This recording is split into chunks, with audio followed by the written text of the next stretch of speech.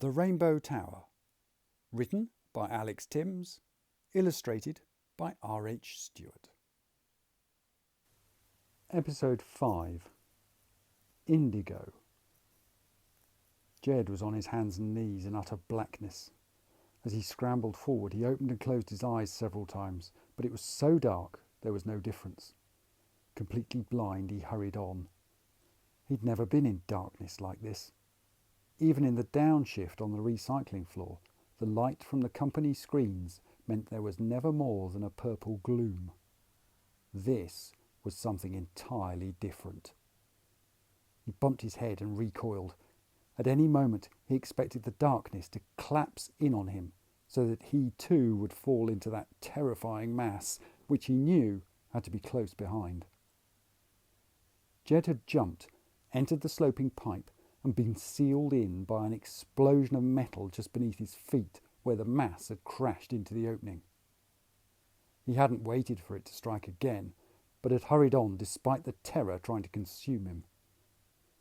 Jed kept seeing images of the destruction of his home and of the team flashing in his head. It was as if he was trying to make up for his eyes shutting down by recycling things he'd seen before, only this time in greater detail. This didn't help his battle with the terror inside. "Keep it together," he muttered as he struggled on. His voice sounded hollow and strange, as if it wasn't him who had spoken.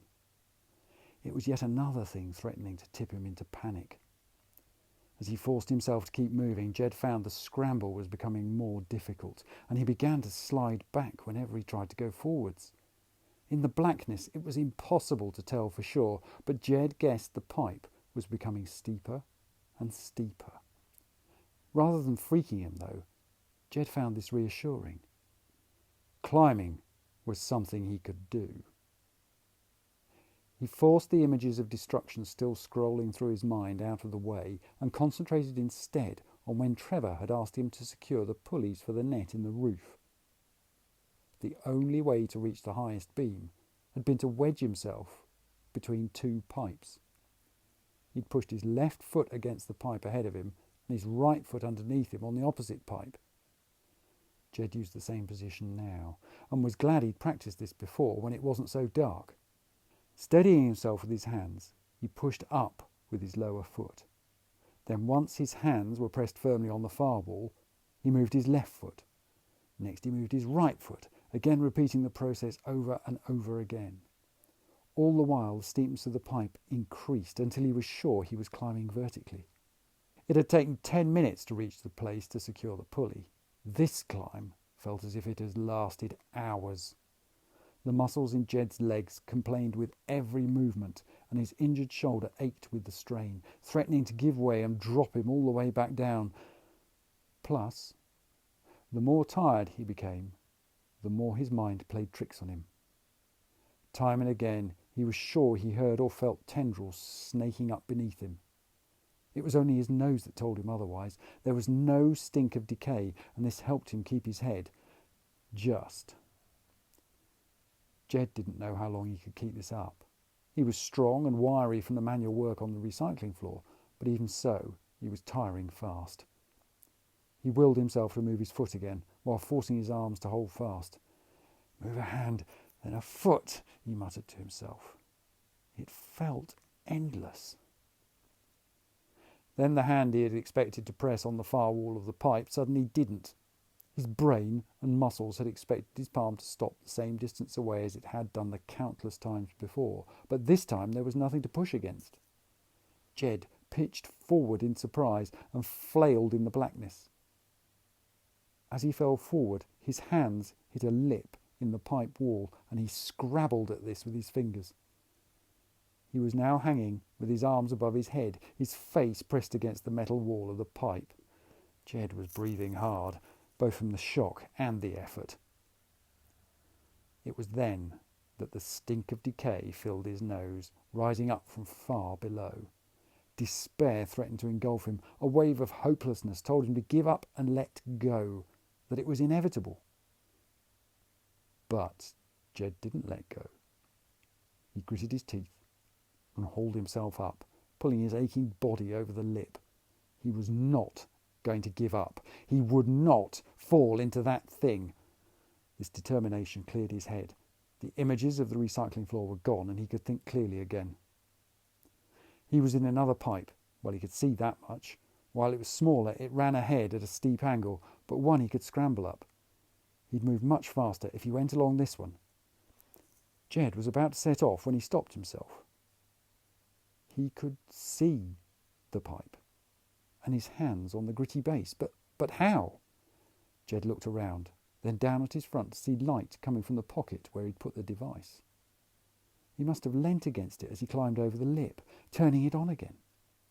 Jed pulled it out, struggling to undo the pocket flap with his stiff fingers, and though the screen was too bright for him to look at, he took comfort from the light it gave. At last he had some help. Another blast of foul air had him racing ahead again, but the light lifted his spirits. It seemed to give his battered muscles new strength. However, as Jed crawled forward, he found his back and head bumping on top of this new pipe. Soon he could no longer crawl on his hands and knees. He had to use his elbows to pull himself along, and his stomach dragged along the floor of the pipe, pushing grit and dust in front of him. It was becoming smaller. Soon the pipe began to feel tight on his shoulders, and this wasn't the only thing troubling him. The euphoria of being able to see had been replaced by a feeling that he wasn't alone.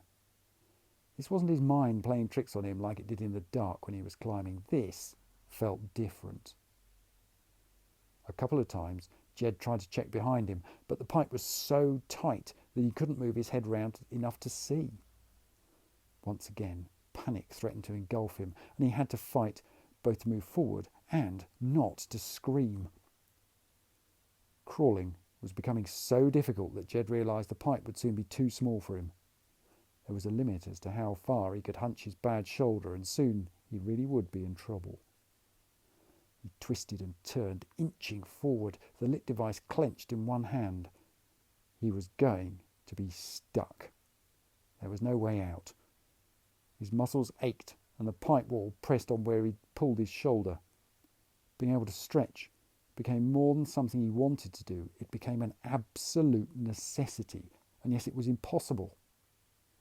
Panic started to engulf him. He couldn't stretch, he couldn't move. He was going to be here forever. Jed fought the feeling. He shoved it down with fierce determination. There had to be a way out of this. He couldn't go back, that was certain, so he had to keep going forwards. With gritted teeth, Jed inched onwards, his shoulder muscles complaining as he tried to pull them in still further towards his ears. His hip bones also began to drag on the pipe walls. Jed moved, trying to push a piece of grit away that was digging into him through his overalls, when he saw something. Up ahead, in the light of the device, was a change in the pipe.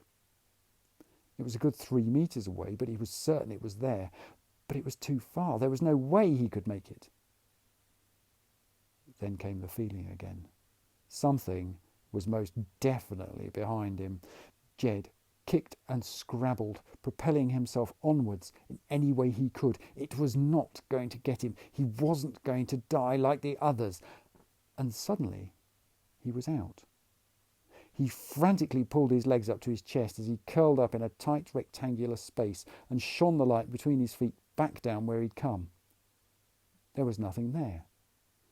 All he could see were the concentric joins of an impossibly small pipe disappearing into blackness. Jed lay panting, utterly exhausted and confused. He'd been so certain he wasn't alone, and yet... He let his head fall back on the concrete benching, holding the half pipes crossing the bottom of the space where he lay. It wasn't comfortable, but Jed felt too exhausted to care. As he took a moment to recover from his ordeal in the pipe, Jed realised he was staring at the underside of a manhole cover. Rectangular metal plates like this had been prized by Trevor, for they were the building blocks of many of his devices. Devices that were now gone. Jed's train of thought was interrupted. There was a distant rumble, and the concrete beneath him shuddered. A trickle of dust fell from the manhole cover. Suddenly Jed didn't feel tired anymore as his brain fizzed. He stared wide-eyed down the pipe he'd come from sniffing. Had the mass found him? He couldn't smell anything, and the pipe was still as empty as last time he looked. Then the sound changed. The rumble had developed an edge, becoming a sharp cracking sound. He was now bouncing on the concrete, and dust was filling the chamber. Jed kicked with his feet, his arms over his eyes to try to keep the dust off, and sent the manhole cover flying. As it clanged away, bright light flooded where he was. He shoved himself upwards out of the space, deafened by the splitting sound and blinded by the lights, only to collapse sprawling on the floor as one of his feet gave way. This was it. It had found him, and he was helpless to do anything about it. All that fight had meant nothing. He curled into a ball as the world shuddered and shook round him. Crashing and splintering filled his ears, and debris rained down over him. Jed curled as tight as he could, his arms over his head. Any minute now, and he'd be gone.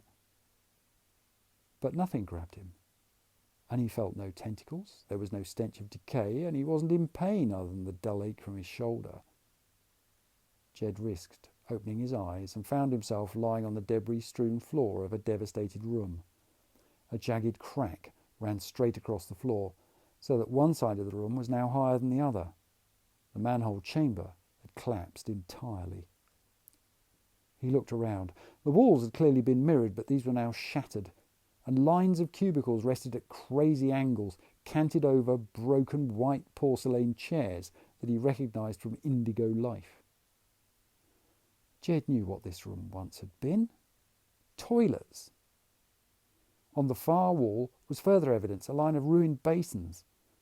What puzzled him was that these toilets weren't exactly the same as those on the programme. Even in their destroyed state, he could tell these had been much better than the ones shown there. Jed was about to struggle to his feet when he heard a sound. Not more destruction, but something else. He strained to listen. He was certain they were voices. He jumped up and crouched down near what was left of the manhole in case he really had been followed, but no one was going to come through those ruined pipes again. He glanced at his device, wondering if that was responsible, but while its screen announced in large, writing the word "toilets," it was utterly silent. Then Jed realised the voices were coming from the crack in the floor. He put his ear as close to it as he could, but they were still indistinct. Looking along the crack, he realised it widened as it went towards the door at the end of the room. He rose to his feet, stowed the device in his pocket and followed it. The door was badly bent in its frame, while beside it another smaller door had sprung open. Rubber tubing and a red axe was squashed in the small cubicle. Behind this little door, the word "fire" still visible in its crazed glass. Jed had to kick the larger door out of its bent frame, sending it flying in a shower of dust and plaster. He rushed out, barely registering the enormous empty space he found himself in. He'd heard the voices more clearly and knew there were at least two people, a man and a woman. Jed was convinced he knew them both. Thank you very much for listening to The Rainbow Tower. To see more of R H Stewart's excellent artwork, you'll find him on Instagram at roy.hootson.stewart. For Alex Tymms, why not try the novel OutCaste at ao3.com? Or, for something completely different, check out the Amier series on YouTube or at amier.com, also by Alex Tymms.